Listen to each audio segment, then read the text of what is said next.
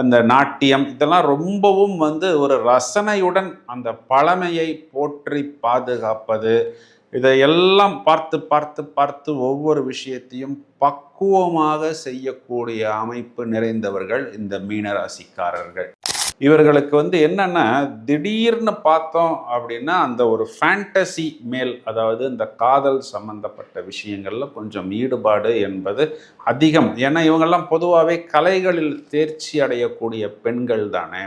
அப்போ உன்னுடைய கலை பிரமாதம், உன் மியூசிக் பிரமாதம் பாப்பா, உன் டான்ஸு சூப்பர் பாப்பா அப்படின்னு யாராவது ஒருத்தங்க இவங்கள ரொம்பவும் போற்றி புகழ்ந்து பேசும் பொழுது டக்குன்னு அந்த இடத்தில் விழுந்து விடுவார்கள். டக்குன்னு அந்த இடத்துல இவர்கள் ஆஃப் ஆகி விடுவார்கள். இங்கே வீட்டில் அடுத்த மாதம் வாடகைக்கு காசு இருக்காது. ஆனால் அவ்வளவு பெரிய ஒரு கடனை வாங்கி இவர்கள் கொடுத்து விடுவார்கள். அதன் பிறகு எதையாவது பண்ணி எப்படியாவது அந்த குழந்தைகளை கரையேற்றி மேலே உட்கார வைத்து விடுவார்கள். ஆனால் இவங்களுக்கு அந்த இறுதியில் அதற்குண்டான ஒரு அங்கீகாரமும் ஒரு மரியாதையும் கிடைக்கிறதா அப்படின்னு பார்த்தோம்னா அது ஒரு கேள்விக்குறிதான். வயதில் சின்ன பெண்களாக இருந்தால் இந்த லிவிங் டுகெதர், ரிலேஷன்ஷிப்பு போன்ற விஷயங்கள், காதல் காமம் போன்ற விஷயங்கள் இவர்களுக்கு கண்களை மறைக்கும்.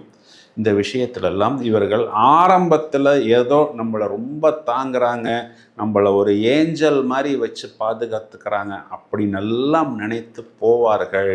அதன் பிறகு இவர்கள் நன்றாக உபயோகிக்கப்பட்ட பிறகு இவர்கள் தூக்கி எறியப்படுவதை இவர்களே உணருவார்கள். அப்பொழுதுதான் இவர்கள் திருந்துகிறார்கள். கூடுதல் கவனம் தேவை. இவங்களுடைய பூர்வீகத்திலேருந்து இவங்களுக்கு வர வேண்டிய சொத்துக்கள் நிறைய இடத்துல இவர்களுக்கு வர்றதில்லை. அப்படியே வந்தாலும் அது எப்படி வருது அப்படின்னா, அந்த புதன் 7ல் உச்சமாத காலபுருஷனுக்கு 6ஆம் இடமா கடனோட வருகிறது. அந்த சொத்தே ஒரு 10 லட்ச ரூபா மதிப்பு இருக்கும், அதுக்கு பேரில் 9 லட்ச ரூபா கடன் இருக்கும். இந்த சொத்து உனக்கு, அதில் உள்ள கடனை நீ தான் அடைச்சிக்கணும் அப்படிங்கிற அளவில் கொண்டு இவர்களுக்கு ஒரு பிரச்சனையாக முடிக்கிறது.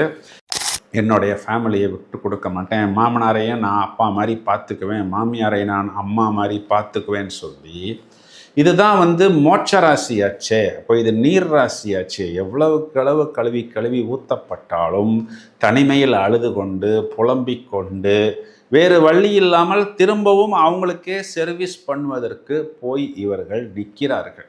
மீனராசி சகோதரிகள், மீனராசி பாப்பாக்கள் நிறைய இடங்களில் தோல்வியை சந்தித்து தனிமையில் அமர்ந்து அழுகிறார்கள்.